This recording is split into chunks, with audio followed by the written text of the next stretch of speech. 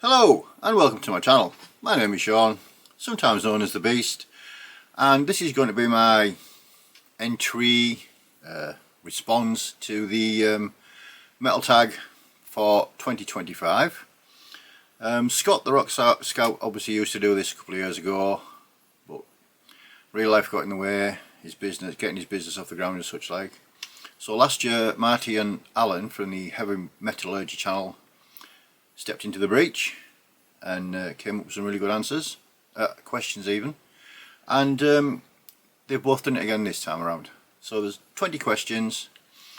If you're unaware of what the metal tag is, if it's maybe your first time coming across it and you're thinking about possibly starting a YouTube channel, it's a great way to sort of break the ice, give people a little bit of knowledge of like what you listen to and your musical background and such like. So we'll try and crack through at a reasonable pace. So there's 20 questions to get through, a stack of stuff to show you. So we'll get on with it. I'll leave a link to the original Heavy Metallurgy video down in the description. Question number 1 is hype.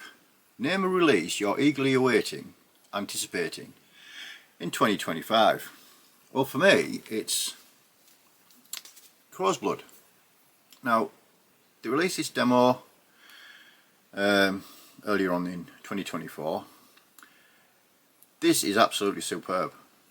This is, if you're unaware of Crow's Blood, which is unlikely, it's one of Chris out of Green Sabre. It's another one of his projects. He's in about 47,000 bands, I think, with Lee and Aki, and this is superb. Sort of death metal with a blackened edge to it, doomy at times. Yeah, it's just an absolutely superb release, and apparently they're in the writing process, potentially hoping to record some of this year. So that's the one. That's the one that stood out straight away when I first saw this question. So number 1. Number 2 is show the 25th item in your collection. Now, there's been several people show 25th album, 25th CD, 25th cassette. I think we've got enough to get through. So what I did was I went onto Discogs, scrolled down to number 25. Excuse me, these bugs are still a bit lingering. And it was this little beauty that came up. This is Ara. This is Nyx. It's part of the Triad. This is Triad 3. It's one of the other little subheading type things. This is black metal from Switzerland. This is absolutely stupendous. Now, full disclosure, out of the 3 Triad albums, this is the one I've spent the least time with. Not because I dislike it, I've played the other 2 more to get to know them better. So that is the 25th item in my collection is Ara. Put that down there so we don't get damaged. Question 3. Overdue. Name an older band that you checked out for the first time in 2024 and loved. I haven't gone too far back in but they've been around, you know, since 2010, something like that. The band in question, I have mentioned them on my channel before, is Meinenwerfer. This is stupendously good black metal, war themed. Just everything that they've released is absolutely top rate. They are easily one of my favourite bands of all time now, and obviously I've got everything in their discography apart from one single. I haven't been able to find it, but the amount of spins this band gets is I must listen to at least 2 of their albums pretty much every day, which is the joy of being retired, because you've got nothing to do all day apart from listening to music and chat shit on YouTube. But yeah, if you haven't heard Meinenwerfer yet and you're a fan of black metal that tells a story that's not extremely harsh, then give these boys a check. Meinenwerfer. Question number 4. Feeding the monkey. How do you purchase most of your music? Local store, Bandcamp, specific online store, etc. It depends on what the item is. Now, if it's something underground, then chances are it'll be Bandcamp, knowing that the band get a decent share of their for what they've created. Amazon is one of those. Yeah, I don't like ordering from Amazon, but you know, if you can get it the next day, if you can get it at a ridiculously good price, then sometimes it makes more sense. If I'm going on, just feel like going to buy some records, and I've got nothing specific planned, then I quite often pop up to a shop in Newcastle called Beatdown Records. It's about well, it takes a train an hour and a half, so it's not local, because obviously I live in the middle of nowhere. So things like record shops, phew, you're kidding yourself. I think the closest one's HMV, and we always know that HMV is not very good for records or CDs. So yeah, it depends on what I'm buying as to where I get it from, but I prefer to use Bandcamp if I can, or from the artists themselves directly. And then, like I say, Beatdown Records up in Newcastle, absolutely stupendous selection of stuff they get in there. If we go to Manchester for gigs, I always go in Vinyl Exchange. Occasionally we'll jump in the train and go down to Leeds to Crash Records, just because you get some cracking stuff in there. So yeah, that's the answer to that one. Question 5 is Enigma. Show a heavy metal album that musically is really hard to place in a subgenre.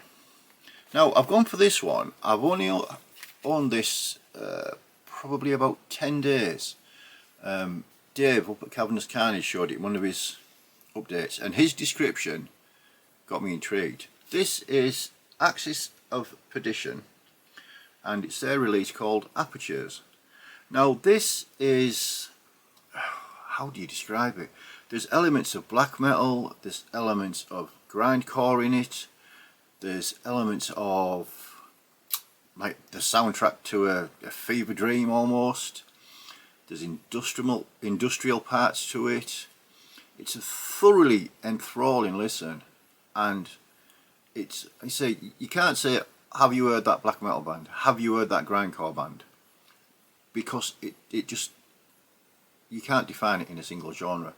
And as soon as I saw this question, having, like I say, recently played this, it's been spun quite a lot, because it is a very, very good and complex album, and you always, well, for me personally, I always hear something on the following spin that I maybe missed on the previous spin. So yeah, so that's Enigma, and that is an Axis of Perdition and their album Apertures. Eating Crow, great name for an album, by the way. Talk about an album I used to hate, but after years it finally clicked, and now you can't get enough of it. And this is where my black metal street cred, as it were, goes straight out the window. The album in question was this little rarely known majesty. This is Dark Throne and A Blaze in the Northern Sky. Now, when I first heard this many moons ago, no, I just didn't understand anything about it. And to be honest, I could have picked a host of black metal albums from back in the day that I just didn't register. Mayhem, Emperor. I was so much either a thrash metal fan or new wave of British heavy metal that things like Dark Throne and things like Emperor, no. However, revisiting these albums and listening to them with a more, I shouldn't say educated ear, but not really educated in that respect, a more preparedness to listen to them. This is absolutely superb. I can see why this gets so many rave reviews, why so many black metal fans, elitists, say you need to have that in your collection. It's absolutely flawless. It's a superb album. This is a reissue that came out, I can't remember when it came out, 2020 or something like that. And I'd like to get the original, but I don't think it's necessary, not for the prices it goes for. So yeah, so the Eating Crow is Dark Throne. Next up, show an album you blind bought in 2024. Blind bought's maybe a bit of a stretch, but I bought a lot of Drown in the Light material this year, sorry, in last year, due to YouTube and a certain Australian gentleman, Mattox Deep Shadows. Cost me a bloody fortune. Again, this is raw, satanic, sometimes controversial black metal. This guy is an absolute genius. Now, if you're not a fan of black metal, and like I said, I wasn't for the longest of times, this isn't where you dive in. This will just scare the crap out of you. However, if you're prepared to sit and listen to it, you will see and hear some fantastic music. So that was the Impulse. Could have showed several Drown in the Light albums. Number 8 is Collector Scum. Show a title you own more than one copy of on the same format. Well, I was going to show Coffee Mulch, but a certain Mr. Johnny Mac from Rock and Metal Plus beat me to it, showing the vinyl selection. I was then going to show the cassette versions of the same album, but I thought, nah, we'll have a look and see where else we've got several copies of. And we came up with probably my favourite doom metal album of all time. This is Enchantment. It's very difficult to see if you can see in the camera. This is called Soul Embrace, and when this was first released there was a bundle option where you got all the vinyls. So you got the test pressing, you got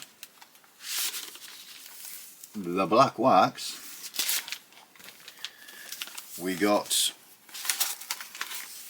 the green bluey marbly swirl splatter, whatever how you want to describe it, and we also got clear, well, almost clear version. Now, to be fair, full disclosure again, there's only the black wax one that's been spun. The test press will never get spun. Chances are the other coloured ones won't, but yeah, so being Collector Scum, seemed like a good idea to chuck this up. Number 9 is show off a Grail you acquired in 2024, something that you really wanted. I have shown this before, but this is the Disembowelment box set. Got the debut release in and demos and such like. Honestly, couldn't believe I saw it in Vinyl Exchange in Manchester, and the condition it was in, the price they wanted for it, it was instantly a no-brainer. So yeah, so that's the Grail I picked up in 2024. A plea to the VCLT gods. What is a Grail item you're on the hunt for? Now, obviously I would never ever anticipate anybody sending me anything.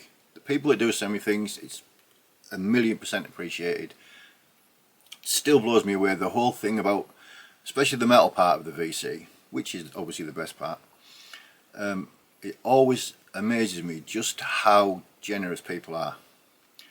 So if someone's digging through the collection and think, oh, I don't want this bag of shit, I'm getting rid of this, I would love a copy of Lucifer's debut album on vinyl.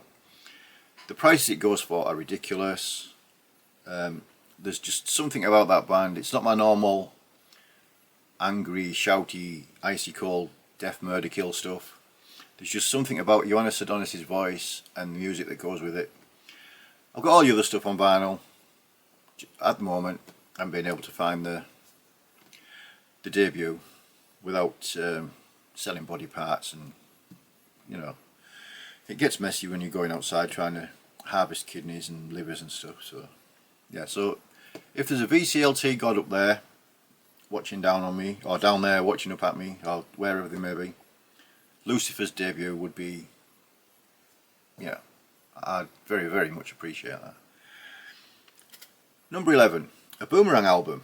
It says, show an album, no matter how many times you get rid, it always comes back. Now, to be honest, I never ever get rid of albums that I think, oh, bugger. I've given albums away to people that I know that'll appreciate them more than I do. But I did many moons ago, when things were slightly tighter on the old purse strings. A friend offered me £30 in cash, and I'm going back probably 30 years ago, for AC/DC's If You Want Blood. Now, I consider this to be one of the best live albums ever, so although I was reluctant to sell it, the £30 at that time was, you know, it was a no-brainer. So I always said, well, I'll get it back one day, and I'll get it back one day, and I'll get it, and then obviously you buy other stuff, and got the CD, yeah, so I don't really need to get it, do I? However, up at a local record fair, not that long ago actually, maybe 3 months ago, something like that, found this, mint condition, and for a silly price, I thought, yeah, it's easy enough to find, but this is the only sort of one I've ever got rid of, regretted it, and thought, yeah, I wouldn't mind a copy of that back. So that is the Boomerang album. Question 12 is reunion. Name a band, name an artist you had lost track of over time but reconnected with in 2024. Now this might come as a surprise to some people. The band in question was, or is, Halloween, purely because of this box set. Now I had Keepers Parts 1 and Parts 2, and I was like, yeah, that's enough, that's all I need. And then it was sat on the shelf for millennia, never listened to them. Played the bollocks off them when they first came out, loved them, and then just thought, well, I don't need to hear them anymore. Again, we'd been to a gig, myself and Mrs. Beast. We were walking around the following morning, killing time waiting for the train home. Walked into a record shop, and I'd seen online that they were actually closing down. Yeah, we'll nip in, see what, see if there's any freebies or bargains. And this box set was in there for £30, brand new, still sealed, and I was like, it's worth that just to get a newer version of Keepers 1 and 2. So I paid £30 for it, brought it home, and I'd actually forgotten just how much I enjoyed Halloween. So it was, yeah, for a band that's, they're a legacy band. It's not a band I listen to very often, to be fair, but seeing this for £30, it was just like, yeah, it's a no-brainer. What do we get? 6 albums, is it? 1, 2, 3, 4, 5, 6. 6 albums. £5 an album, can't fall off. So yeah, so the answer to that one, the reunion question, was Halloween. Question 13, Upstart. Name a new band whose debut album impressed you. Debut didn't have to come out in 2024. Easy. This is Blood Countess. This is, I can never say this, Occulta Tenebris, something like that. This is black metal from north of England. This is absolutely superb. Again, the old black metal leanings recently pushed this straight to the forefront of my brain when I read the question. This is absolutely incredible. There's not a lot else you can say about it, apart from, if you haven't already, please go and check it out because it's absolutely superb. So that is Blood Countess and whatever that says under there. Influencer, number 14. Show a band a release that you bought in 2024 as a direct result of watching someone's YouTube channel. Now, certainly a certain Mr. Dave, Cavernous Carnage, did a live stream, I believe it was at the start of last year, where he was discussing grind music. And he showed this. I'm going to have to read this. Litigious idiosyncrasy in the dilapidation. This is extremely savage grindcore. I believe they're from Japan, and this is just a million miles an hour. Fantastic, smash you in the face, pick you back up, smash you in the face again type of a record. Dave and his knowledge is just ridiculous. So when I saw this, I thought, yeah, the way he was talking about it, it must be something special. Sort it out, stuck it on the turntable, and pretty much melted my ears. So that is the answer to number 14, Influencer. Question 15.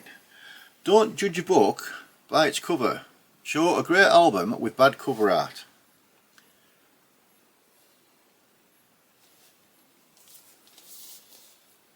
I mean, what the actual...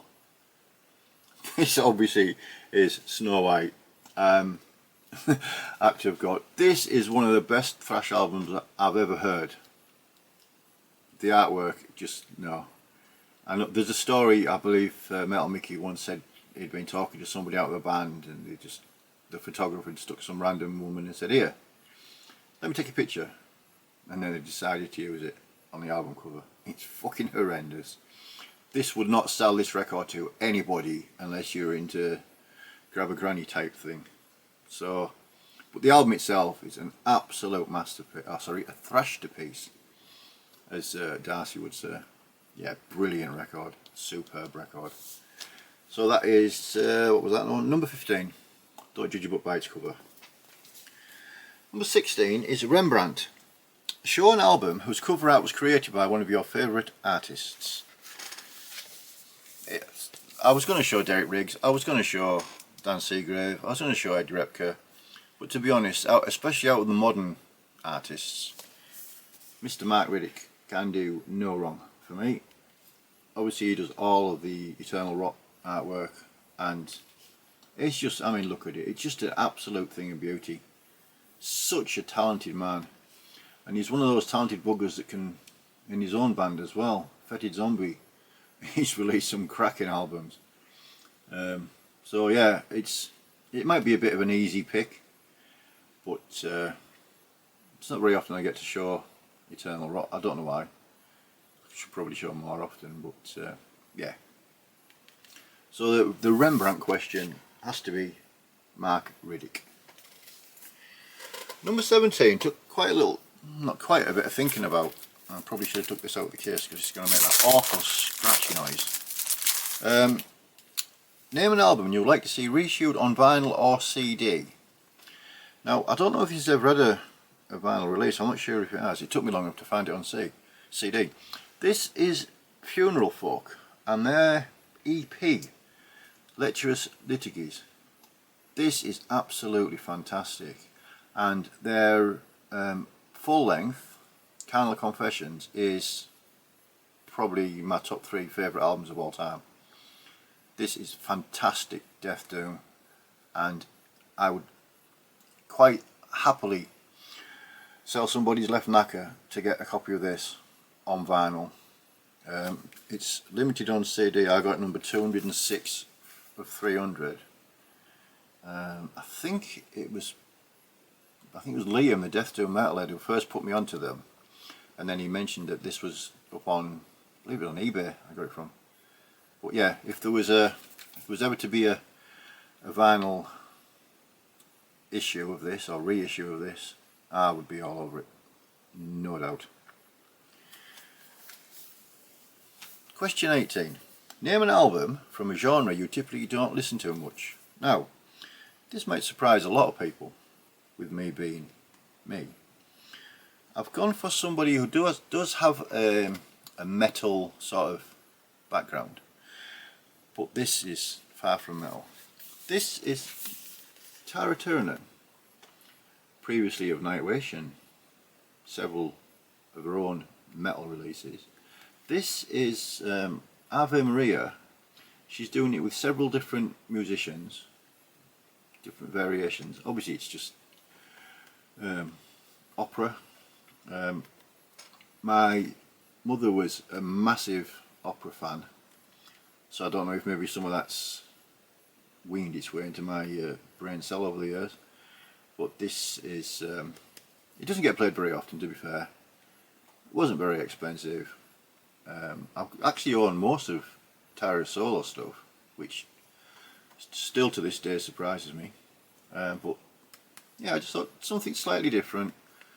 I could have shown Elvis, I could have shown the Beatles, but you know, thought we'd go out there a little bit, and it's still got a bit of a rock sort of connection. So that was question 18, name an album from a group or genre you don't typically listen to. Question 19, what band do you hope to see live in 2025? Well, as has been mentioned several times on my channel, Dead of Winter Fest is fast approaching up in Glasgow. Still tickets available if you haven't got one yet. And one of the highlights for me will be seeing Tenebro. Probably should have got a record out or something just to go like that, but I didn't. Is there a tape handy? There is actually. Just for a visual interpretation, whatever. Yeah, so I'm really looking forward to seeing these gents up in Glasgow. I'm going to Fortress Festival as well myself, Johnny Mac and Simon the Beady Red Viking. There is a lot of killer bands on there. Ecclese, spring to mind straight away, Ulcerate. The band Perchta, who I've shown on my channel before, I'm looking forward to seeing them. Suldusk, Sylvain, and bizarrely that's the only 2 gigs I've actually got booked for 2025 so far. But you know, pennies and stuff. So question 20, 2 new YouTube channels from 2024, or just 2 that you enjoy. I want to go right back to when I first started this becoming aware of the metal part of the VC. The very first gentleman I ever watched is a legend, somebody I consider a friend in real life now, and that was Mark G with a C. Now obviously Mark, he needs no introduction, but he was the gentleman that got me, well, wow, these seem like really nice people, all these lot, and they like music like I do, and somebody to talk to online. And when you live in the middle of nowhere, there's not many metalheads in this little village where I live. So actually speaking to somebody about music is pretty rare. So on that note, the second person is the one that gives me more abuse online than any other human being in the world, ever since I said he looked like Barney the dinosaur last year up in Scotland because of his purple shirt.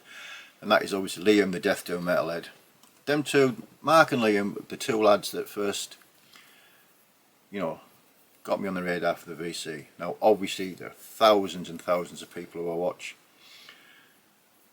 2 of the newer channels that I will always go straight to regardless is Mattock's Deep Shadows and actually Dave at Cavernous Carnage. Now I don't understand why Dave's sub count is what it is. He's got more humour and his collection's ridiculous and his knowledge is ridiculous. His language is, shall we say, slightly near to the knuckle, to the bone, or wherever that saying is. But yeah, absolutely cracking bloke. So I'll leave links to the 4 guys I mentioned down below. There's loads of others, obviously Marty, Johnny Mark, Altars of Madness, Dylan, Beady Red Viking, Roger, Gordon, Jason. You know, the metal part of the VC is an absolutely wonderful place to be a part of. So that's it. A massive thank you again to Alan and Marty over on the Heavy Metallurgy channel for putting this list of questions together. Hopefully you get a bit of an insight into what goes on ticking around inside the old brain's bread box at times. We'll be back with probably a collection update soon, or whatever else. Look after one another, enjoy whatever you're listening to, enjoy whatever genre you're ever listening to, and as always, cheers!